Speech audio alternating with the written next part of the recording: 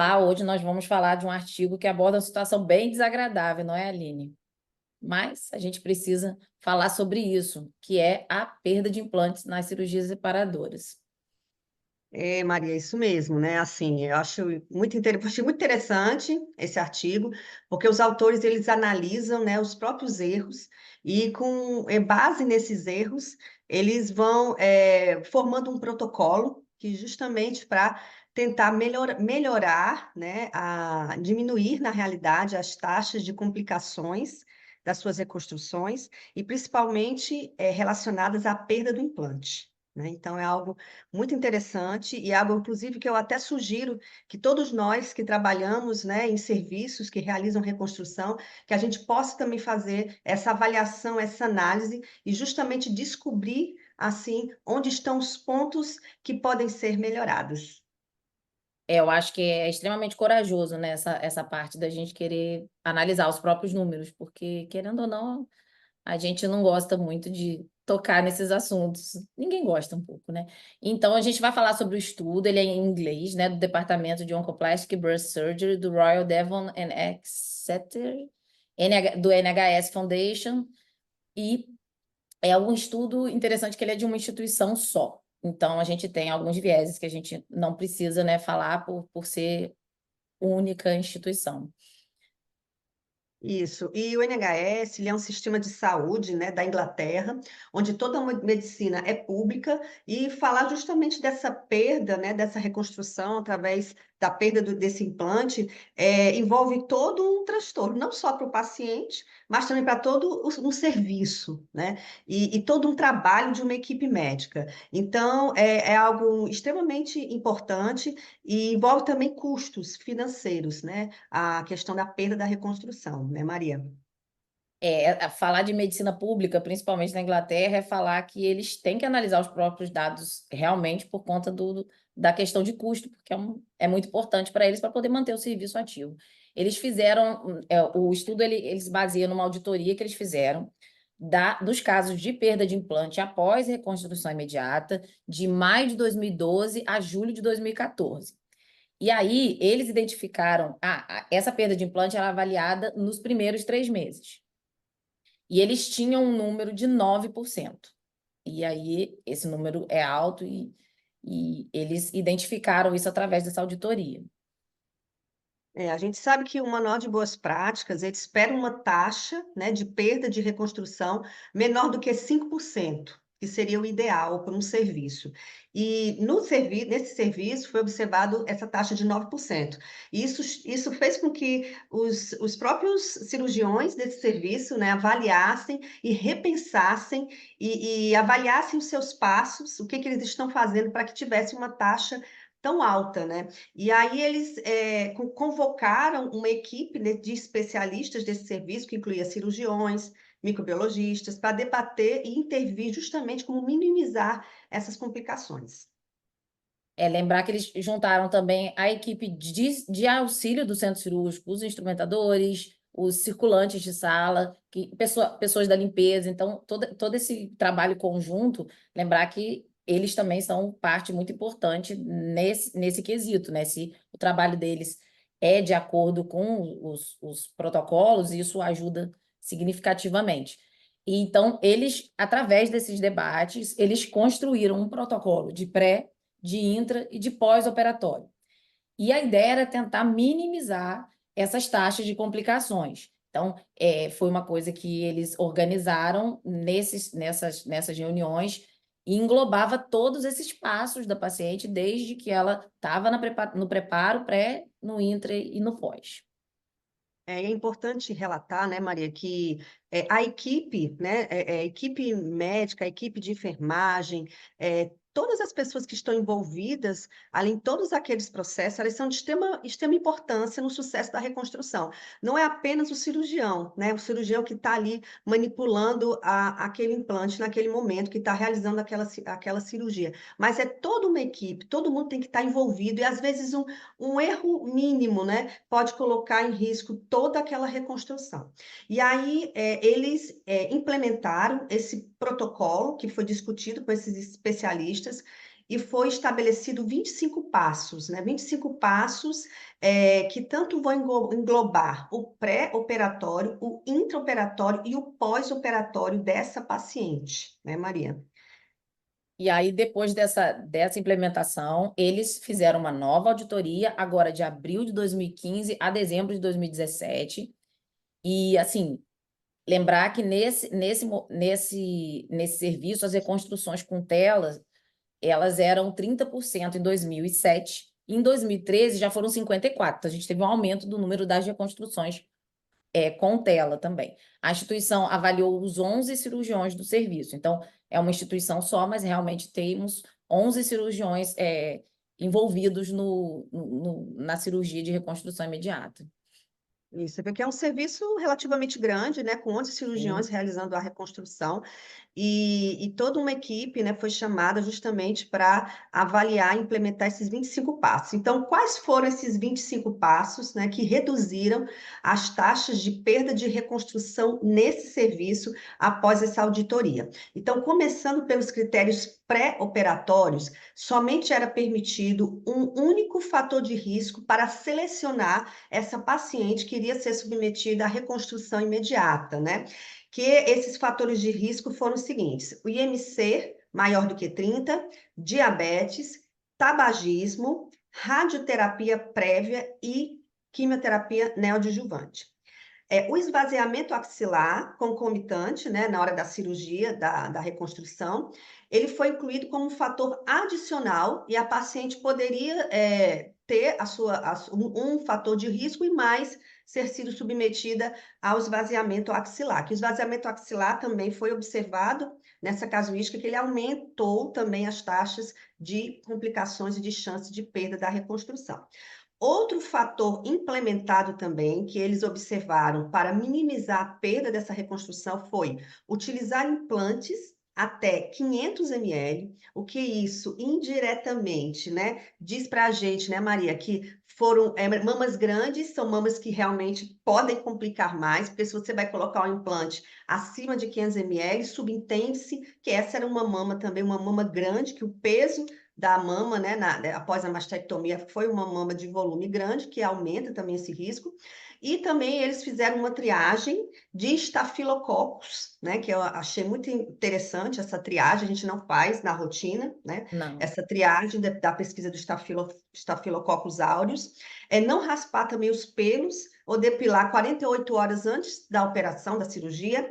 O paciente deveria também submeter-se a um banho de clorexidina na noite anterior e na manhã da cirurgia.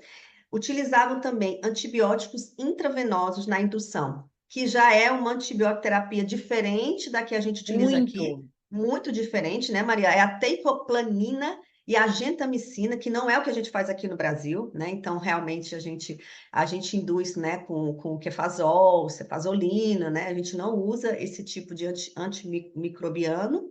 E foram basicamente esses passos que foram avaliados e esses fatores de risco que foram avaliados nessas pacientes, e era permitido um fator de risco apenas. A paciente tinha 2 fatores de risco, eles tiravam fora, ou então Do estudo. no Do estudo, estudo. no estudo. É. Né? E no máximo um fator de risco e um esvaziamento axilar. É o que eles permitiram, né? Quando eles fizeram essa reauditoria, que foi o que observou-se que impactou na análise dos resultados, né, Maria? Aí fala um pouquinho sobre os fatores intraoperatórios, Maria, que eles observaram. Então, colocar também, a gente vai falar um pouquinho disso também na discussão, mas o estudo foi de uma população específica. É claro que a gente não consegue escolher uma paciente que tenha só um, ou seja, as pacientes que têm mais de um fator de risco deve ser compartilhado, mas a gente não tem como simplesmente falar que não tem opção de fazer. Aumenta a complicação, ok, mas não seria contraindicado, né? Na maior parte das vezes a gente tem como indicar sim. Dos fatores intraoperatórios, eu acho que são a maioria a gente já costuma fazer, mas sem uma devida parametrização, assim, não é uma coisa que a gente faz seguindo todos os passos, mas é uma coisa meio que medular já para quem faz cirurgia. Diminuir a equipe da sala, evitar abrir a porta, diminuição de tempo cirúrgico, acho que a cirurgia mais rápida a gente imagina que ela tem um potencial de complicação menor. As cirurgias bilaterais está escalando 2 equipes para essa cirurgia. Manta térmica, né? O paciente com hipotermia ele tende a complicar mais também. As máscaras na equipe, quando o implante é aberto, eu acho que a equipe toda usa máscara o tempo todo. Cobrir o mamilo contralateral com campo, quando a cirurgia for unilateral, pela questão de contaminação.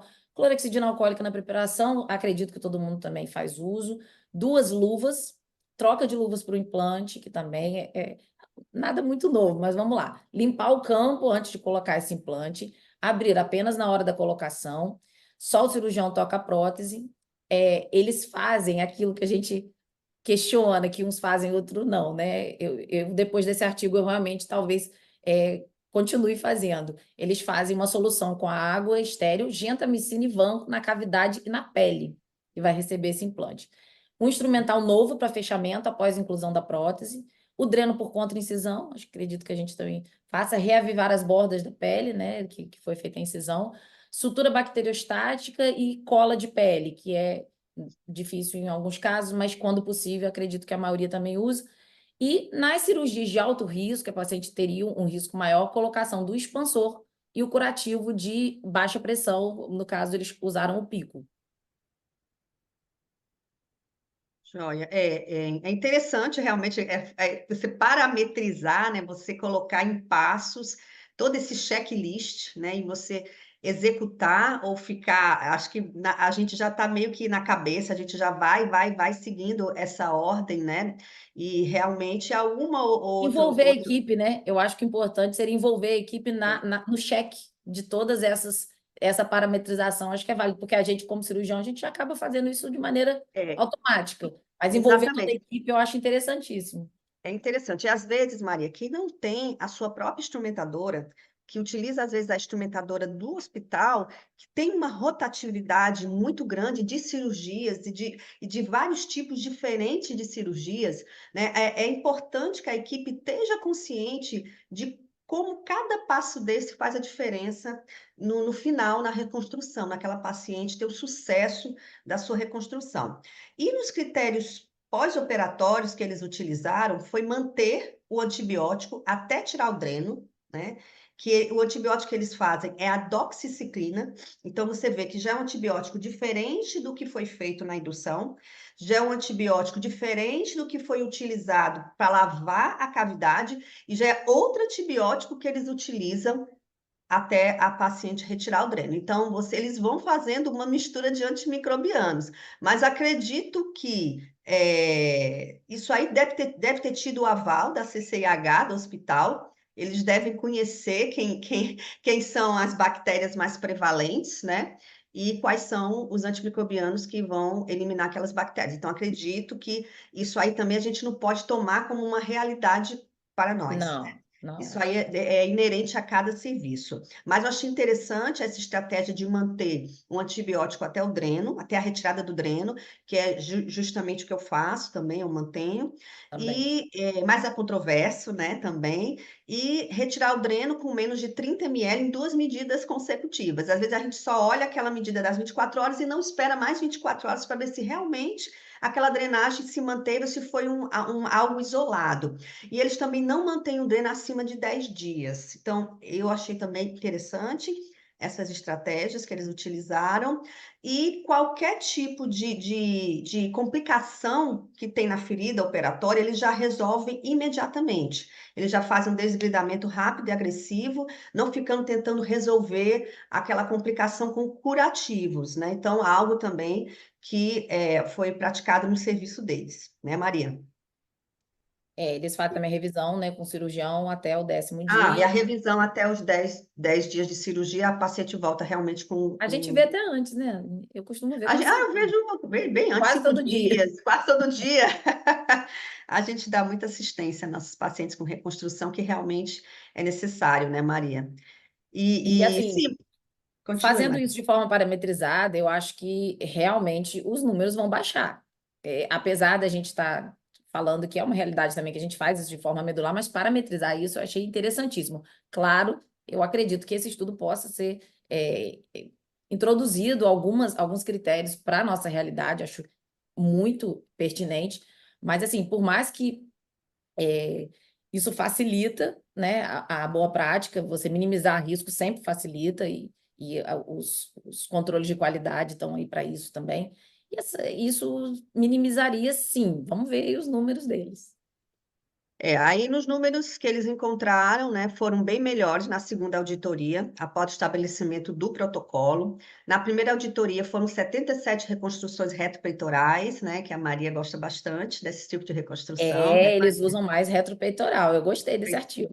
retropeitoral, 60 com ADMs e apenas 2 expansores, né? A idade média das pacientes foi 49. Eu achei muito interessante essa questão da utilização da ADM, né, por esse grupo. E eles têm bastante casos com radioterapia prévia, né? E a gente vai falar um pouquinho sobre a questão da radioterapia na frente, mas levando em consideração que esse grupo utilizou ADM na maioria das suas reconstruções, tá? Com implante imediato.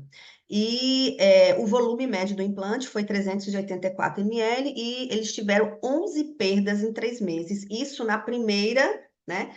Na primeira auditoria. E na segunda auditoria, Maria, como foi? Pois é, na segunda a gente vê que o número de reconstruções aumentou, e aí a gente já tem aquela história do pré-peitoral, né? 129 reconstruções, 23 eles já fizeram pré-peitoral. Você que gosta, né, Aline, bastante. Bastante, Cento e adoro duas pré-peitoral. ainda submusculares, né? A gente tem 4 expansores, 27 utilizaram tela. A idade média das pacientes era de 50 anos, não mudou muita coisa. O volume médio do implante, menor ainda, 360 ml. E eles tiveram 0 perdas em 3 meses. Das pacientes que atendiam os critérios para esse estudo. Então, assim, é um número bem interessante. Eles zeraram as complicações nessa população nessa segunda auditoria. De perda de reconstrução, zeraram, né? Fiquei impressionada mesmo. Então, o que mudou da primeira para a segunda auditoria que impactou de maneira importante nesses resultados? Então, primeiro, né, as pacientes tiveram menores fatores de risco do que no grupo original e não foi colocado implantes acima de 500 ml.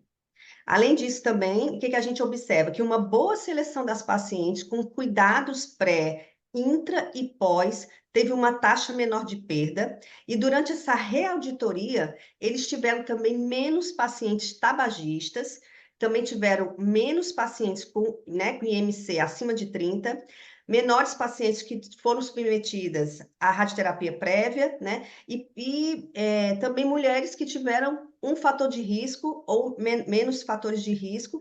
Nessas características do tabagismo, do IMC acima de 30, a radioterapia prévia, o P foi significativo. Então, quando a gente compara a primeira auditoria com a segunda auditoria, eles selecionaram bem as pacientes. Então, teve um viés de seleção aí, né? Para a gente É, assim, que de fato é o que a gente às vezes acaba podendo fazer. Se você tem uma opção de botar um expansor, ou se você tem uma opção, às vezes, de repente, fazer até um retalho, você vai explicar para sua paciente que, em termos de resultados, a maioria dos estudos mostra que algumas pacientes são potenciais complicadores nesse sentido e tem um aumento de risco de perda de reconstrução. Então, mas nesse estudo em específico, eles fizeram justamente isso. Eles selecionaram os pacientes melhor, tiveram uma melhor seleção, o que impactou também na menor taxa de perda da reconstrução, o que não é nenhuma novidade, né, Maria? Assim, quando a gente vai avaliar. Mas, como você bem falou, no mundo real, né, é difícil a gente, às vezes, selecionar essas pacientes. E a gente acaba operando obesas, hipertensas, fumantes, né, Maria? o importante, eu acho que é sempre jogar muito limpo com a paciente, conversar muito sobre as taxas de complicações. Quanto maior o risco, maior a chance de complicação. E, assim, conscientizar. A decisão compartilhada eu acho importante, fornecer consentimentos. O protocolo não aumentou significativamente os custos, então eu acho que isso deve ser incluído dentro da realidade de cada serviço. Levou melhores resultados para o serviço e para o paciente, né? Que é o mais importante. O que a gente quer é entregar o melhor resultado. Lembrar que não é mundo real, é um viés de seleção, como você mesmo disse. E assim, agora algo que eu achei interessante, que a gente pode trazer isso para a nossa prática, nós e os colegas que estão aqui nos ouvindo, se você tem uma paciente com fator de risco, se ela tem múltiplos fatores de risco, repense a reconstrução imediata com o implante, né? Agora, se ela tem pelo menos um fator de risco, por que não? Então, por exemplo, no caso da paciente tabagista, né? Eles não estratificaram em tempo, né, de tabagismo e quantidade de cigarros, né? Mas eles falaram que, observaram que aquelas pacientes que foram consideradas tabagistas são aquelas que estavam fumando até pelo menos 30 dias antes da cirurgia. Se o tabagismo, por exemplo, foi só esse único fator de risco, a gente não observaram uma perda, né, essa perda da reconstrução. Então, pacientes que têm fatores de risco, mas tem pelo menos um fator de risco, a gente pode oferecer, né, esse tipo de reconstrução com implante e talvez isso não vai impactar de uma maneira significativa na chance dela perder a reconstrução. Mas, por exemplo, se você tem uma paciente tabagista e com IMC acima de 30, ou tabagista e diabética, então é melhor você repensar se você realmente vai colocar um implante imediato. Talvez fosse melhor, de repente, o expansor nessa paciente, né, Maria?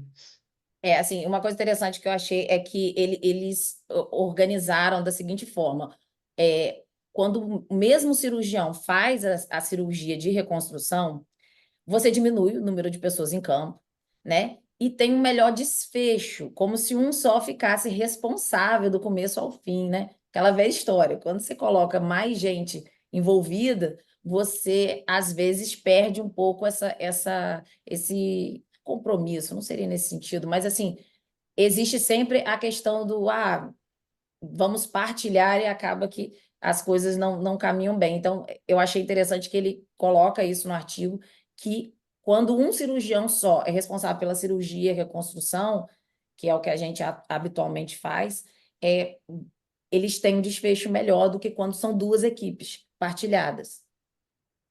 Isso eu achei também importante, e até porque, né, Maria, se houve uma falha dessa reconstrução e você tem dois cirurgiões executando, né, esse processo, onde atribuir onde foi a falha, né? Qual foi o cirurgião que pulou alguma etapa, que não foi mais atento, né?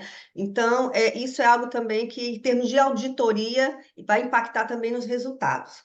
Em relação à radioterapia, que eu achei importante também a gente trazer aqui, nesse estudo, né, assim também como em outros estudos, a radioterapia pós-operatória levou um aumento significativo da taxa, né, de perda de reconstrução, né? Mas nesse estudo específico, eles não colocaram na análise dos resultados deles as pacientes que fizeram a radioterapia no pós-operatório, porque às vezes a radioterapia Mais no de 3 meses, pós-operatório tinha mais de 3 meses, geralmente, também. geralmente tem mais de 3 meses, e também às vezes é difícil você mensurar para você selecionar e indicar no pré-operatório se aquela paciente vai ou não fazer a reconstrução com implante baseado apenas nessa indicação da radioterapia pós-operatória, porque às vezes essa indicação ela vem depois, quando você realiza a mastectomia, faz o esvaziamento axilar e vê a quantidade de linfonodos, aí é que às vezes essa paciente vai fazer radioterapia no pós-operatório, mas isso não entrou na análise dos resultados dele, mas a radioterapia prévia, essa sim, essa entrou na análise dos resultados, e o que eles observaram? Que realmente houve uma diminuição, né, da taxa de perda de reconstrução, mesmo naquelas pacientes com radioterapia prévia, mas eu acredito que seja pelo fato de ter sido feito o viés de seleção, né? Então, ou seja, se ter radioterapia prévia, talvez eles evitaram, né, fazer mais reconstrução com implante imediato, mas também tem outro detalhe, eles começaram a utilizar também mais ADM nesse perfil de paciente. Então, talvez, parece que nesse serviço, né, a ADM pode ter tido também um papel importante, né, Isso não está relatado no paper, mas assim, a gente tem realmente algumas coisas que a gente sabe que evoluíram, né, da primeira auditoria para a segunda. Então, assim, é, eles finalizaram o estudo já dando um provável spoiler para o próximo. Isso eu entendi. Eles avaliaram a perda de implante nesse, mas eles falam que sim, avaliar esse checklist, esses dados da auditoria, para ver outros desfechos, como hematomas, seromas, contratura capsular, perda de implante com mais de 3 meses, que a gente está avaliando uma coisa específica, né? Que seria essa janela temporal de 3 meses. E será que vem coisa nova por aí? Eu realmente não vi nada novo por aí, não.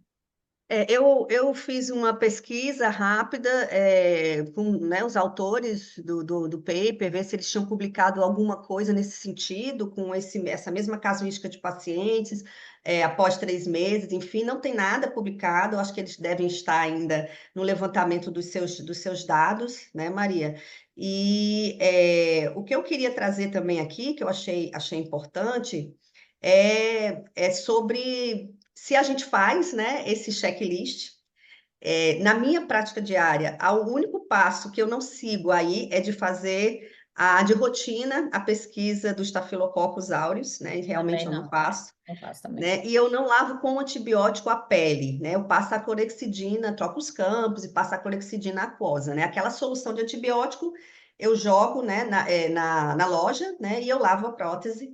Ah, Também eu lavo faço minhas também a pele. mãos com as luvas, tiro o talco, né, com aquela solução com antibiótico, lavo a cavidade, não utilizo esses antibióticos que eles utilizam, né? Eu utilizo o Genta e aqui o Kefazol. E eu queria saber de você, Maria, algum desses passos aí, você faz diferente ou não faz nenhum também? Ou seria mais ou menos igual a mim? Não, eu acho interessante. A maioria dos passos, sim, a gente segue, mas acredito que alguns detalhes, assim, por exemplo, colocar o campo no mamilo contralateral não é uma coisa, é feito, mas a gente acaba fazendo, botar uma compressa, mas isso, assim, parametrizado, não. E eu achei interessantíssimo essa questão também é, da avaliação de detalhes, né, relacionados, como a estrutura bacteriostática, que não é uma coisa que eu tenho na minha prática também. A questão do banho de clorexidina, assim, organizado. A gente pede para o paciente tomar banho com sabonete à base de clorexidina, mas no dia, geralmente, não na noite anterior, essa coisa organizada na noite anterior e no dia. Então, são coisas que a gente não faz na rotina e que não custa, né? Eu acho que não custa a gente estar implementando esse tipo de coisa. Esse do banho da clorexidina no meu hospital, onde eu opero, ela faz na manhã. Eu não peço para tomar em casa, porque geralmente elas dormem em casa e só vão Mas me a gente pedir. acaba fazendo com a escova de clorexidina no centro cirúrgico. A A gente gente. faz, desgerma o campo. Eu É, costumo fazer de rotina nas pacientes, independente de usar prótese ou não. Mas isso estabelecido para ela fazer no dia anterior. Geralmente a paciente já vem também com alguma tricotomia, ela faz alguma depilação em casa, que a gente deveria fazer na hora para evitar o trauma da pele. Então, assim, essa sim. orientação de não pedir para a paciente fazer nenhum tipo de depilação anterior ao procedimento. Não é uma coisa que eu faço na minha prática diária, mas é uma coisa interessante para a gente passar. Tem pacientes que têm alguns pelos na região do tórax, então orientar que ela não deve Axila fazer também, né, na Maria? Acho que a axila axila, e também. a A gente paciente vai faz uma manipular a axila. depilação da axila de rotina, geralmente. Então, assim, é uma coisa que a gente não atenta, mas sim, talvez fosse interessante orientar. Olha, se você tem alguma quantidade de pelo nessa área que a gente vai operar, não é para fazer depilação, a gente vai depilar no dia do procedimento, porque sim, se isso for o caso, minimiza, porque traumatiza a Sim, pele. A Gilete, que traumatiza. é muito utilizada, ela faz microfissuras da pele, e isso pode acarretar infecção da pele no pós-operatório. Então, assim, são detalhes que às vezes a gente não tem essa parametrização, e esse artigo foi interessantíssimo nesse sentido. Isso. Eu acho que é importantíssimo a gente começar a deixar esse checklist mais evidente de maneira prática, né? E trazendo um pouquinho também da nossa prática, eu fui fazer, né? Eu tenho um levantamento de algumas pacientes 63 reconstruções que eu fiz na maternidade escola, né? Porque eu estava por lá, e a gente não teve, a gente só teve uma perda de reconstrução, só foi 1,5%. Ah, que Né? coisa Então, boa. assim, eu estou dentro do que a Organização Mundial de Saúde preconiza como boa prática, né, de reconstrução. Aí eu fui avaliar também essas pacientes que perderam, né? E realmente o fator não relacionado com a perda de reconstrução em si, mas com complicações também, de uma maneira geral, foi a mastectomia radical modificada, ou seja, você adicionar o esvaziamento axilar, parece que de fato aumenta, sim, a taxa de complicação, e a paciente tem um estadiamento maior do tumor, né? Que vai precisar de quimioterapia neoadjuvante, vai precisar de radioterapia no pós-operatório, né? Então, aqueles fatores que ele também traz também ao longo do artigo, né? Então, é algo que a gente Tirando precisa a também. parte também, Aline, do viés de seleção. A gente meio que não tem muito como escolher. A paciente com câncer de mama, geralmente, ela tem um sobrepeso, ela é hipertensa, só aí já são dois fatores. Então, É. talvez esse número não, a gente não consiga aplicar para a nossa prática diária por conta disso. Porque a gente tem pacientes com mais comorbidades mesmo. Talvez, Maria, talvez assim, como a maioria da casuística deles, eles utilizaram mais reconstrução com próteses, e pouquíssimos expansores, talvez nessas pacientes com mais de dois fatores de risco, a gente pensar no expansor. Eu acho que, Eu eu adoro acho, expansor, você sabe eu disso. acho que essa é a Eu uso bastante. mensagem, eu acho que essa é a mensagem, né, que traz desse artigo, talvez. Dá Seria para aquele mim, passinho para trás, né? Paciente com muita é, comorbidade, a gente dá aquele passinho para trás, perder um pouquinho a coragem, de repente, é, e fazer em dois tempos com o expansor. Achei válido também nesse é uma sentido. boa estratégia, né? Pois é isso, gente. Eu acho que chegamos ao fim, né, da nossa discussão, Maria. É um artigo muito bacana. Gostei bastante de ter lido, de ter trazido aqui para os colegas, ter discutido com vocês sobre esse assunto, né? É algo que envolve muita prática da gente, a prática da reconstrução. É algo que a gente realmente utiliza, né? E tem algumas dúvidas e é bom a gente saber, dentro das evidências, o que que a gente pode fazer para realmente minimizar nossas complicações, principalmente a perda, né? Muito obrigada, Maria, por estar aqui com você. Obrigada, Aline, e semana que vem tem mais. Semana que vem tem mais. Então, finalizamos mais um videocast do Breast Save Group, um videocast para quem faz a oncoplastia. Um abraço, obrigada, até a próxima.